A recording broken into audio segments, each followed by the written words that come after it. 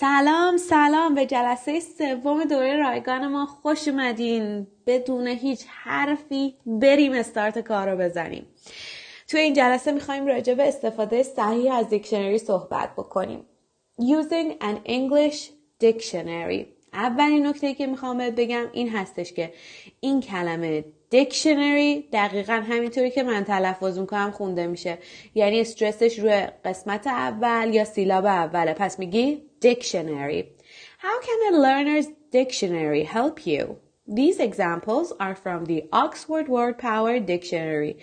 یه دیکشنری خیلی خوب و در واقع یک سورس بسیار خوب رو اینجا معرفی کرده که مثالها رو از اون برداشته. بریم ببینیم علاوه بر استفاده کردن از دیکشنری به نحوی که الان در حال حاضر دارین استفاده میکنین، چه کارهای دیگه ای با این در واقع اپ یا کتاب میشه کرد. اگر شما بپرسم از دیکشنری چجوری استفاده میکنین، میگین کلمه رو میذاریم توش و معنیشو میخونیم. اما این شاید بگم 1% کاره. بقیهشو امروز قرار یاد بگیریم.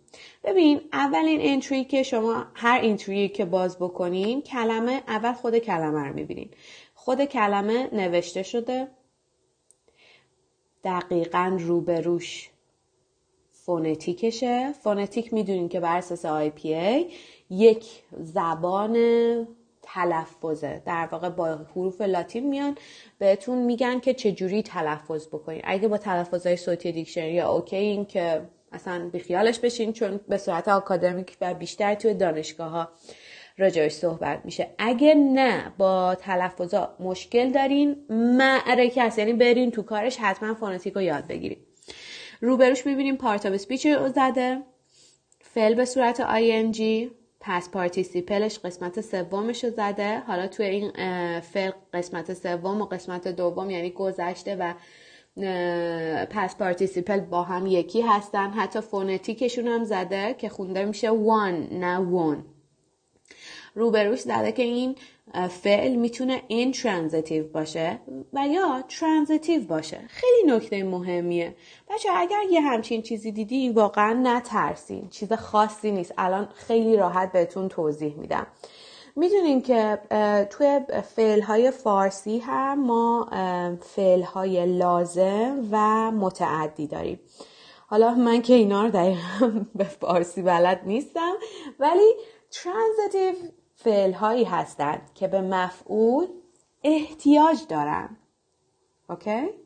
پس transitive فعل‌هایی شدن که به مفعول احتیاج دارن و intransitive که با آی نشون داده میشه فعل‌هایی هستن که به مفعول احتیاج ندارن.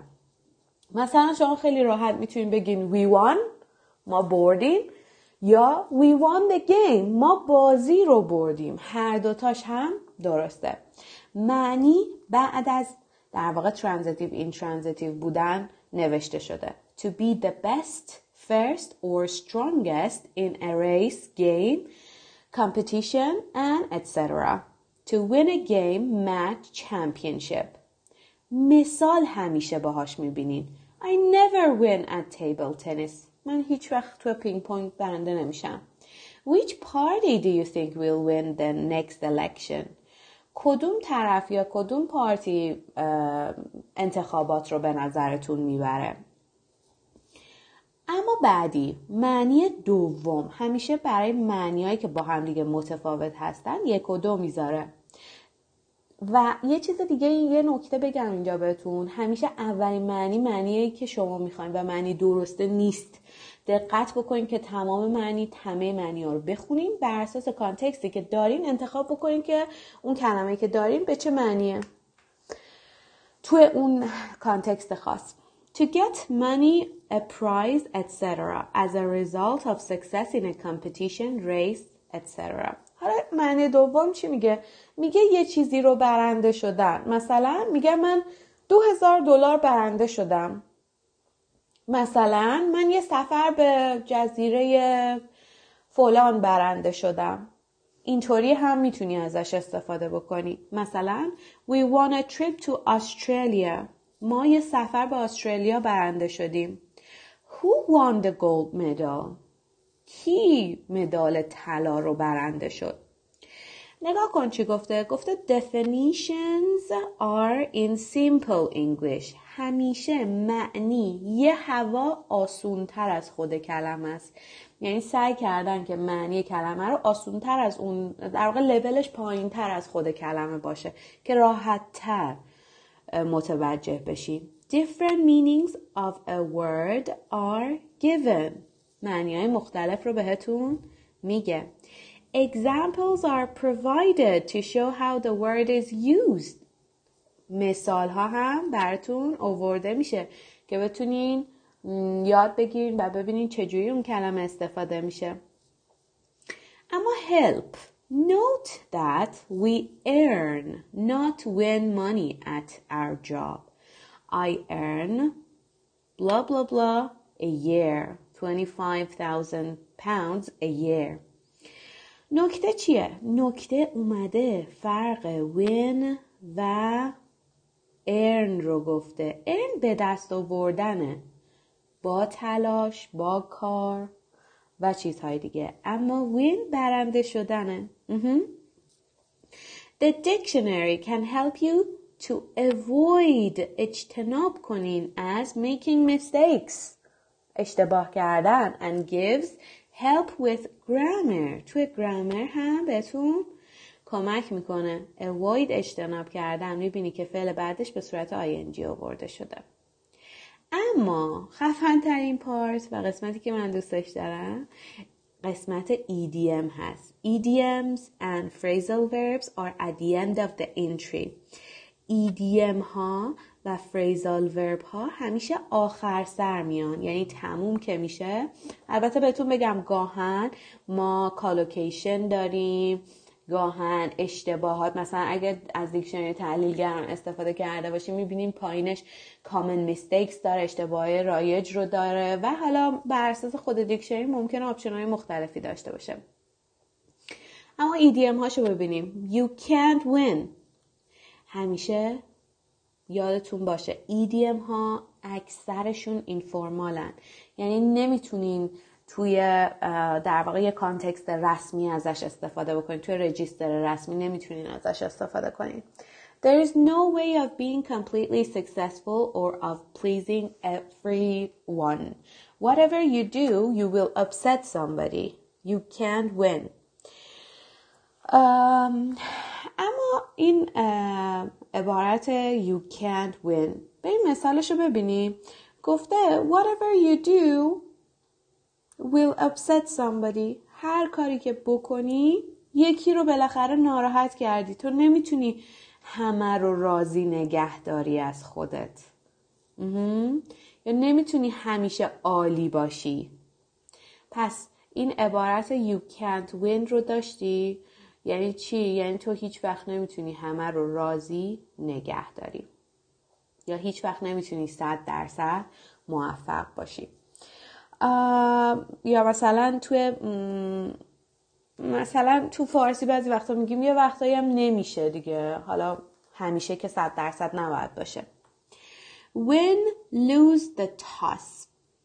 Win somebody over.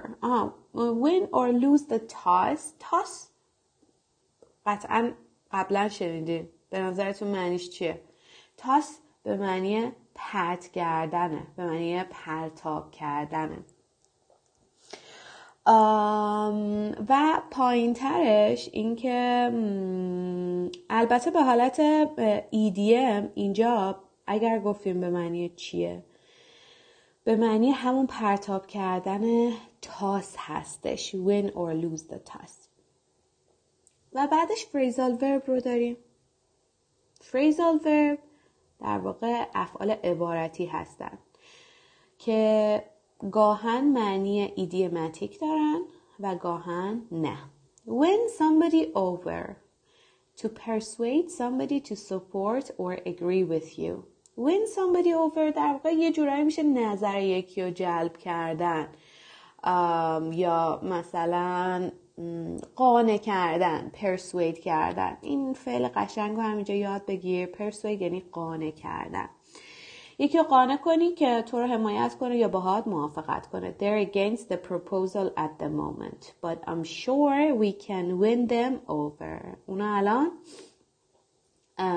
در واقع ضد این پروپوزال ما هستن در حال حاضر، اما میتونیم اونا رو قانع کنیم.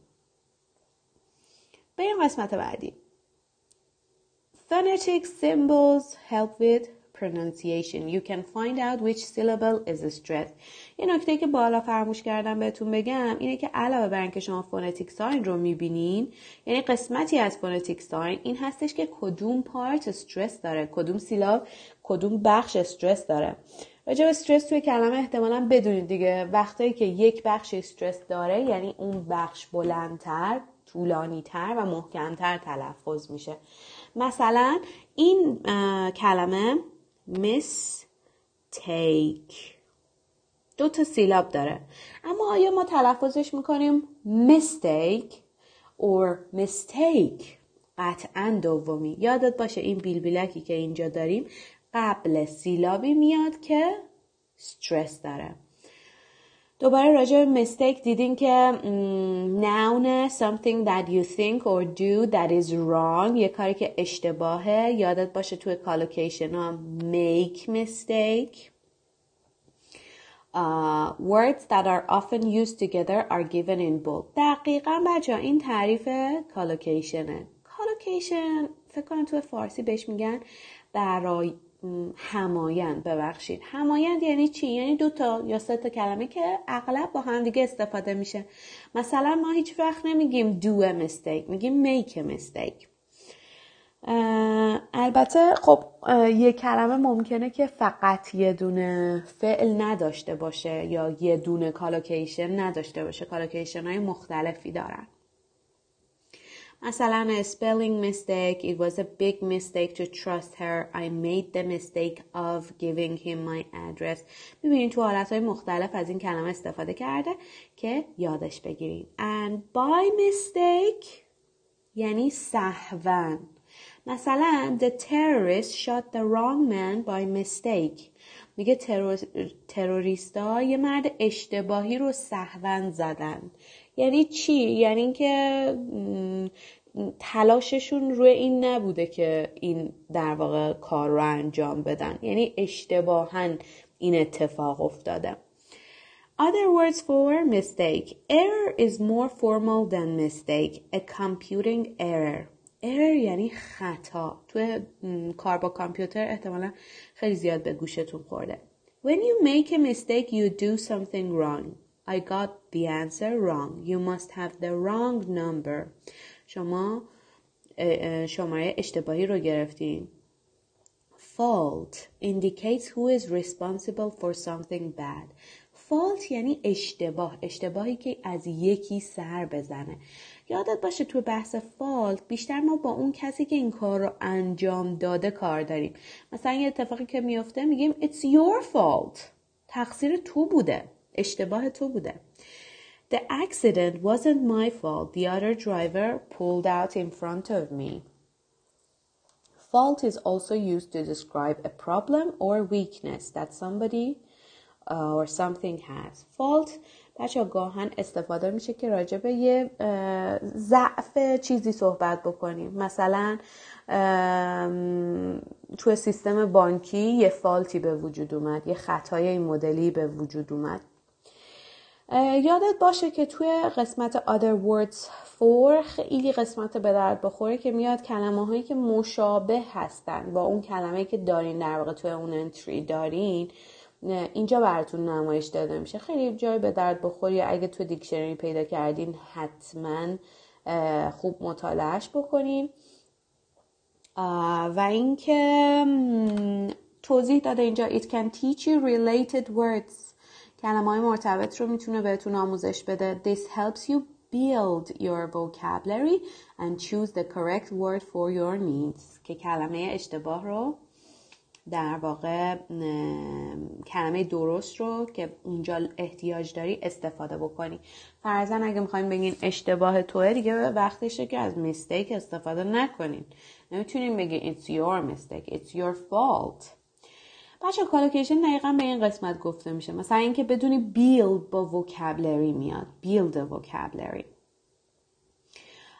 و در آخر قسمتی که بهتون گفتم که بهتون توضیح میده که یه کلمه رجیسترش چیه. اینکه فرماله، اینفورماله یا اسلنگه. راجع به اینا قبلا تو جلسات قبل صحبت کردیم. a guy. مثلا اینجا وقتی از کلمه guy استفاده میکنی این کلمه خیلی فرمالی نیست. یعنی نمیتونی وقتی داری با رئیست داری صحبت میکنی مثلا بگی آره a guy came to me and said یا آقای اومد و یه یارویی اومد پیش من و گفت. استفاده کردن از این کلمه توی محیط ها و رجیستر های اینفورمال هست. a man or a boy. مثلا میگیم تو فارسی میگیم یارو. جمعشو برات نوشته. این علامت جمعه همونطور که میبینیم. و این که همین. بریم سراغ اسپاتلایت.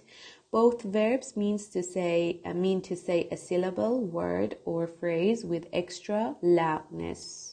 راجع به stress و emphasize صحبت بکنیم.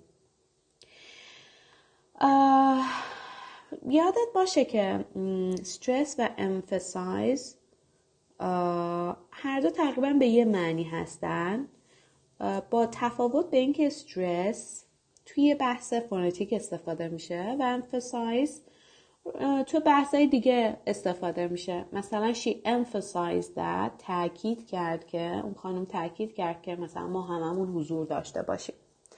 و اینکه اومده نونش هم براتون گفته emphasis. هر دو با preposition on میان. Don't emphasize every word. یعنی هر کلمه رو هی تاکید نکن. The stress is on the first syllable. استرس توی سیلابل اوله. توی بحث تاکید کردن هر دوتا استفاده میشه، اما استرس بیشتر توی فونتیک استفاده میشه. اما برای گلاسری definition معنی، فعلش define an exact statement of what a word or phrase mean. معنی provide give something to somebody or make something available for somebody. یعنی در واقع چی کار کردن؟ فکر کنم تو فارسی مثلا بهش میگیم یه چیزی رو در واقع تدارک دیدن، مجهز کردن. avoid doing something راجبش صحبت کردیم. ING شو یادت نره. اجتناب کردن، دوری کردن. idiom اصطلاح. راجب idiomatic expression ها صحبت کردیم. گفتیم idiomatic expression ها یا idiom ها عبارت هایی هستن که در واقع معنیشون با کلمه هایی که داخلشونه فرق داره. فرضاً اگه من میگم go out یعنی بیرون رفتن، اما این که بگم go off به معنی زنگ خوردن این دیگه میشه idiom. چرا؟ چون از کلمه‌ای که داخلش معنیش مشخص نیست. و اما این کلمه entry، راجع به entry صحبت کردیم. entry در واقع توی بحثای این شکلی توی دیکشنری بهش گفته میشه مدخل. یعنی یک کلمه در واقع یا یه آیتمی که توی دیکشنری یک قسمت هستش. مثلا الان توی این صفحه مثال زده گفته ما we have 3 entries. 1 2 3. Symbol نشانه a letter, number or sign that has a particular meaning. For example این سیمبل ش هست. توی فونتیک ساینش ساین هم بچه ها گفته میشه. فونتیک ساینش در واقع این شکلیه. Syllable, a part of a word which contains a vowel sound. Go has 1 syllable and prefer has 2. راجع به syllable فکر کنم بدونید دیگه. syllable یعنی بخش. هر بخشی یادتون باشه باید یک حرف صدادار داشته باشه. اصلا داشتن بخش یعنی وجود داشتن بخش بسته به در واقع حروف صدادار شما، vowel sound های شما داره. مثلا go یه سیلاب داره، prefer 2 تا داره. related مرتبط با یه چیزی. build make something bigger, increase something یه چیزی رو ساختن.